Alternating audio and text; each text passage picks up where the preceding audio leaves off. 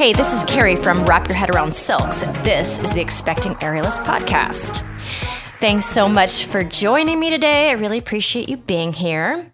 Before we get started, in the show notes, there is a link for the mini course by Wrap Your Head Around Silks, and also one to sign up for the 3-part video series Aerial Rehab that I'm working on right now. Go there to sign up to get that straight to your inbox. And today we have Jeani Hunt-Gibbon. She's a registered dietitian, and she specializes in nutrition for fertility, hormone imbalances, and PCOS, which is polycystic ovary syndrome. I've asked for her to come and talk to you guys today. We're going to do a 2-parter, and this one we're all going to talk about nutrition for fertility, and then nutrition for prenatal and postpartum will come up in a couple weeks. So this is so interesting, and I can't wait for you guys to hear all of this wisdom. Let's get started. I had first come to Jeani because she's in this amazing Mama's Aerial group, and she does have a focus as well on postpartum nutrition. I would actually love if we could talk about go chronologically. I would love for you to talk about nutrition that would be favorable to fertility. That sounds good, because actually my one of my biggest specialties is the fertility and pre-conception. I saw that and I was like, oh, we got to do this too. So for the preconception fertility aspect of nutrition, well, first of all, a lot of people don't realize that there's a huge component of nutrition and lifestyle related to fertility, right? When we have fertility problems, our tendency is to go straight to the fertility doctor. That doctor will usually prescribe hormones, and then you'll go through a series of different procedures until the highest of which is IVF, right? So usually nutrition doesn't really enter into the equation there, but it's actually a big part of the equation. It accounts for a big chunk of unexplained infertility. And so it's very much worthwhile to make some nutrition and lifestyle changes. And then also a lot of the studies that have been done on people undergoing assisted reproductive technology, right? Undergoing those procedures, because they're a really easy population to study. So we know a lot of things that will help set you up for success, even if you end up in that bucket. So what are the biggest foods, lifestyle changes, et cetera, that are going to help you with conception, with fertility? The most studied, best studied is the Mediterranean diet. And by Mediterranean diet, I don't mean it has to have Mediterranean flavors. It's much more about the macronutrient profile, right? So the types of foods you eat. The Mediterranean diet is high in unsaturated fat, specifically things like olive oil, nuts and seeds, avocado. So what we call monounsaturated fat. So it's super high in that. It also has a high seafood intake generally, and plant-based proteins, usually from legumes, beans, nuts. You can definitely do tofu and other stuff like that in there too. It's pretty low in red meat. Why might that be important? Red meat is pro-inflammatory when eaten in excess, not when eaten from time to time or used for flavoring, stuff like that. But when you eat more than 2 servings a day, it can be more pro-inflammatory, which is generally not super conducive to fertility or health in general. It's a little lower in those sweets, and definitely low in highly processed foods, right? Like fast food and stuff. High in fruits and vegetables. No one's surprised about that. And whole grains and let's see. Yeah. And the same thing with those healthy fats. So that's kind of the general breakdown of the Mediterranean diet. It does not, like I said, have to have Mediterranean flavors. That's not the most important component. It's much more about having those healthy fats, healthy proteins, lean proteins, and fruits and veggies. So that's probably the best studied thing that you could just do right off the bat if you kind of want to set yourself up for success as far as your long-term fertility. Jeani, is like if somebody was going to Does it matter when they start this diet? I mean, I'm assuming that the longer the better, but if you're like, okay, I'm going to start this week, so I'm going to start trying next month, like that would be okay. Honestly, yes, the longer the better. You're absolutely right. Like if you think you might want to have a baby in 10 years and you start thinking about it now, wonderful, great, but not a lot of people do that. Um, that said, even if it's next month, you're going to start, it's worthwhile starting it, right? So a lot of these studies are shorter term, like a period of months where they looked at, for instance, the Mediterranean diet. And they looked at lifestyle changes that people made. So it can be within a year, a few months. It's still going to make a difference, right? Inflammation changes really pretty quickly in the body, for instance. So absolutely, you can make a difference in a shorter period of time. Yeah, I notice on my own body if I'm inflamed, if I kind of tweak my diet for like a couple of days, it goes right down with inflammation. Is that normal? Yeah. So inflammation is caused by molecules in the body called like cytokines, and there's all these other pro-inflammatory molecules. They can come and go pretty quickly as far as our measurements of time. So if we start having a bunch of anti-inflammatory food and avoiding pro-inflammatory foods and avoiding pro-inflammatory stuff like binge drinking and stuff like that, it's going to change really quickly what the inflammation profile is in your body. The other component sort of fertility and nutrition, there's certain foods we know are pretty conducive to fertility. So things like eating quite a few servings of fruits. I think it's like 4 or more servings a day is pretty conducive to fertility. Seafood in particular has been one of the things that's been studied a fair amount. Seems to be really helpful for fertility.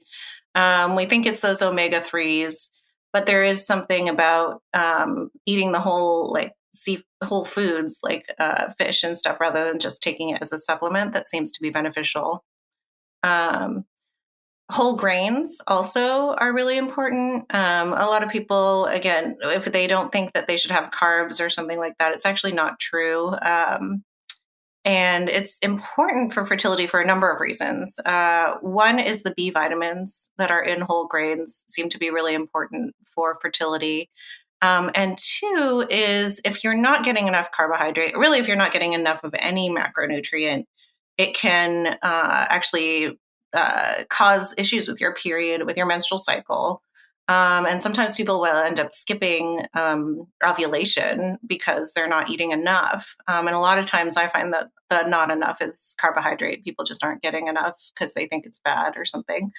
So especially for someone who is athletic, or somebody who does aerial, for instance. I was just going to ask you because we're so many of us were in that position when we were in ballet and gymnastics as kids and would not get our period for years and years, later than other girls. For our population, It's a little bit different, huh? It's super common. So there's this big word, it's called hypothalamic amenorrhea, which is a really big word to just say there's an energy imbalance and you're not getting your period. Why? Because the body, when we're not getting enough calories, like above subsistence amount of calories, right, is going to say, hey, I'm going to prioritize just like my vital organs. I'm not going to start this reproductive thing right now, right? Think about it. You're not going to have a baby when you're not having enough calories to sustain yourself. And the body's smart about that. It's not going to let you generally. So that's super important. That's actually basic. You need to get enough energy to not only to just sustain yourself, but a little bit more, right? In order for your body to know it's okay to get pregnant now, in order for your menstrual cycle to commence like normal. That makes so much sense. So simple, but a lot of us don't think of it that way. I mean, I'm thinking about some of my friends who are pregnant right now, and you can see their abs like in their 7-month pregnant belly. Like you can see their side ab. And I'm like, really? Not on me. I you know what I'm saying? It's just like, it's like, wow. But yeah, we need to be able to fuel not only ourselves, but a fetus eventually. Absolutely. Yeah. But yeah, once you get to the point of being pregnant, there's a whole another, list of concerns. But actually, back in the, fertility start of things, iron becomes really important too, because as you know, if you've been pregnant, your blood volume increases significantly, right? And it's good to have that iron on board ahead of time. And the other big micronutrient is folic acid. So a lot of people are probably familiar with this because it's like the one we really emphasize in prenatal vitamins and stuff. It's a B vitamin. It's really important for preventing neural tube defects. So the closure of the neural tube in the baby is dependent on having this folic acid, and it's actually important to have it on board before getting pregnant. So this is one where I usually recommend people take a prenatal vitamin with folic acid in it. It's also in food, but sometimes it's hard to get enough in food from like leafy greens and stuff like that. But if you do both, even better. And leafy greens, again, another food that are really great for fertility, anti-inflammatory, have just a ton of vitamins and minerals in them that are healthy. They also have iron in them, but in order to get that iron, you do need to eat them with some vitamin C. So usually I would say a squirt of citrus is good. I didn't know this. Okay. Do you have any leafy green favorites for this? Yeah, I love kale. I know, I know it's maybe become a little bit cliche these days, but I actually really like it in soups and stews. I like to just chop it up finely, put it in there. I do like a kale salad, but to tell you the truth, it's a lot harder to absorb the nutrients that way. Oh, But really? yeah, it's harder when it's raw. I know some people think it's better, but it's not. Our body has a hard time breaking down those cell walls, right? So the technique that I like to use is to put salt and some kind of acid, either vinegar or lemon, and a little bit of olive oil, and like crunch it in my hands. Mm-hmm. And that actually helps break them down a little bit and helps you absorb the nutrients. Yeah, in it massaging the kale with the oil. That's what I love doing. Yeah, I like that too. And I like a good like kale Caesar, like a kale salad of some sort. But also combination of just start with a lemon soup. and a little parm and then roasted pine nuts is delicious. Oh yeah. Oh, and the pine nuts are really a good fertility food too. Oh, okay. Because there's omega-3s. Generally, nuts and seeds. Nuts and seeds are so nutrient dense, and I think people sometimes forget about them. You know, you can get them in nut butters, not just peanut butter. Although peanut butter is a great one that's available everywhere, but like almond butter, tahini, which is made of sesame seeds, all those like pastes that I like to use them in sauces. Mm-hmm. But those are all really great fertility foods because they're just super nutrient dense. I'm getting hungry now. Yeah. That's the point, right? Yeah. Thinking of like healthy and delicious food. That's the point for me anyway. I just had a very bland like rice Chex like bowl of cereal, and now I'm like, oh, I want some nut butter. Okay, so you like the kale. If people aren't fans of kale, spinach salad. How about romaine? Romaine doesn't have much in there, huh? No, romaine is mostly fiber and water, which is fine. I mean, honestly, it's not a bad food to eat. I've actually had a few people come to me lately, be like, well, lettuce is bad for you, right? And it's like, no. It's got a bad rep, I guess, because it's not kale, because it doesn't have that, like, all those different nutrients and anti-inflammatory properties. That said, getting your fiber and water is not a bad thing at all. It's a good thing. So all those like lettuces and stuff are really excellent for that. They don't have as much in the way as micronutrients, although some of them have a little vitamin C and stuff like that, some anti-inflammatory stuff. So they're not totally devoid of nutrients. Other leafy greens that you can try, spinach is a good one. Definitely cook it. It has a lot of the stuff that makes it hard to absorb the nutrients in it. So you're probably not going to get like minerals from it as much, like the iron and calcium that you can get from Kale, chard is another I was one. going to say that has chard like a dark. and collard greens. Are they in the same category of kale when it comes to micronutrients? Yes, Okay. they absolutely are, and they're quite nutrient dense the same way. All of these, I would say, like if you have a hard time tolerating them or don't love them, put them into a soup or a stew or a curry or something where just chop them up finely, where it's not like the star of the show, but it's in there. With a curry, like for instance, with like coconut milk, turmeric, a bunch of curry spices, you're really not going to be tasting the bitterness of the greens. It's Yeah. just going to be kind of adding a texture. And then I saw your Instagram. You're talking about the benefits of curry. Is curry like amazing for our nutrition? It can be. It really can be, which I think a lot of people don't realize, but it has all these anti-inflammatory things in it, right? So ginger, highly anti-inflammatory, only also really great if you have like a stomach ache that's just like mild and you don't really know where it's coming from. Having some fresh ginger tea can really help with that.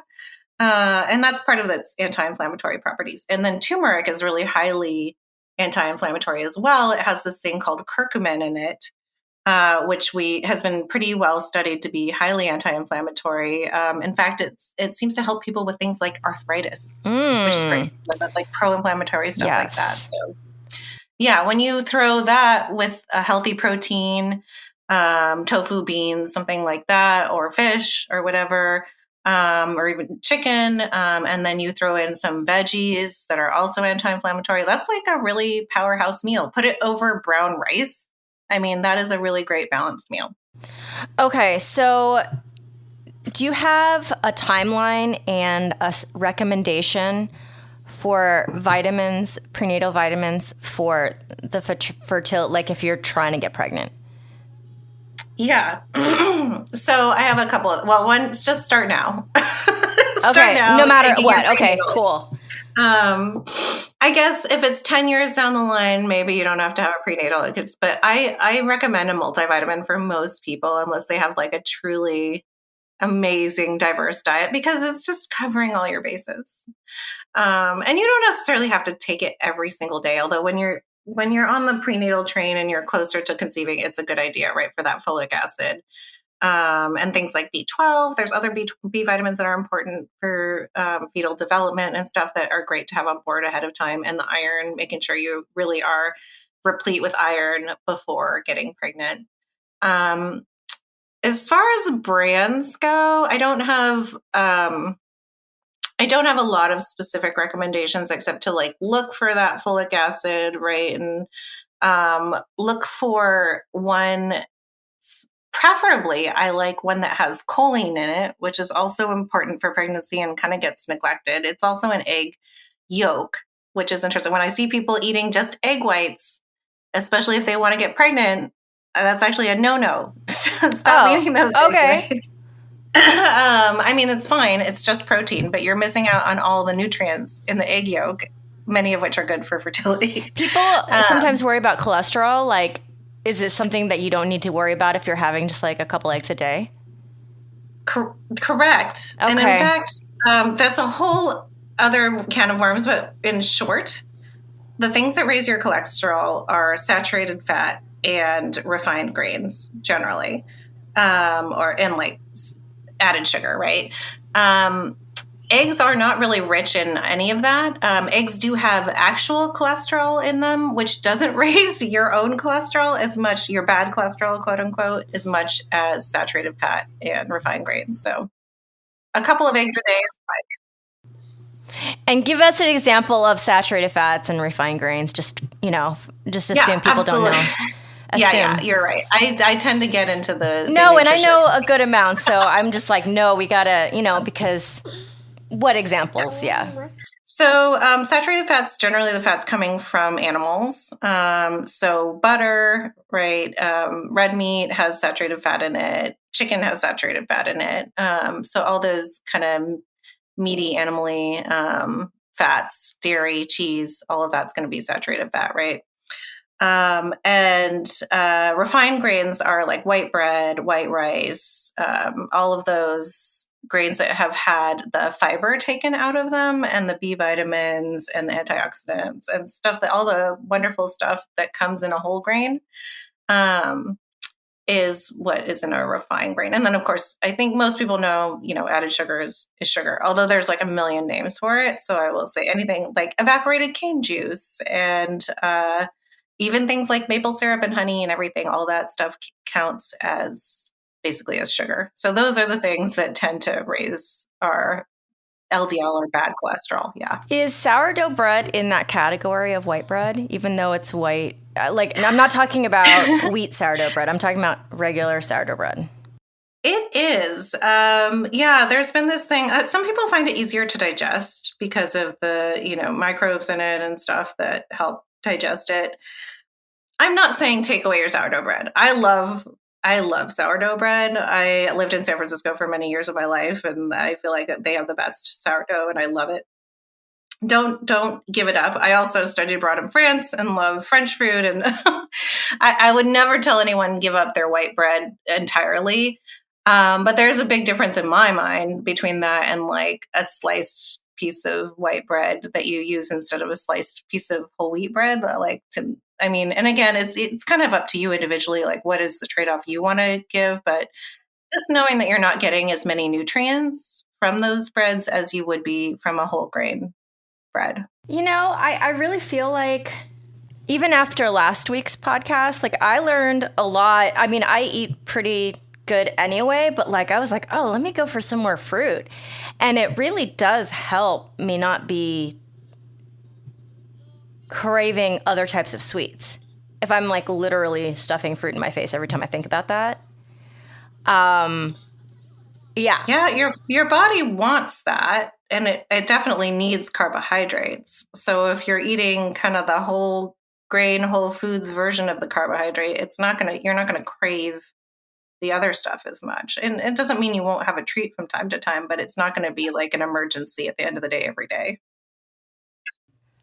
All right. Thank you so much, Jeani, for being here. You guys can find her at veggielush.com. I'm going to put it in the show notes where to find her on Instagram and also her website. Her Instagram's awesome because she drops tips every day on just how to eat better, regardless of if you're trying to get pregnant, just eating better.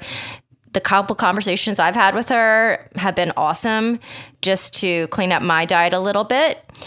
And I also did an interview with her for Greener Grass just on why your diet might not be working. And I'll link that in the show notes as well. Look for the 2-parter. In a couple weeks, I'm going to have her come back and talk about nutrition for prenatal and postpartum. So we thank you, Jeani, for being here. And in the show notes are those links for the free mini course and aerial rehab 3-part video series that is coming soon. All right, guys, if you would honor me with a 5-star rating and a review, I would appreciate you forever. Thanks so much for being here. This is the Expecting Aerialist podcast.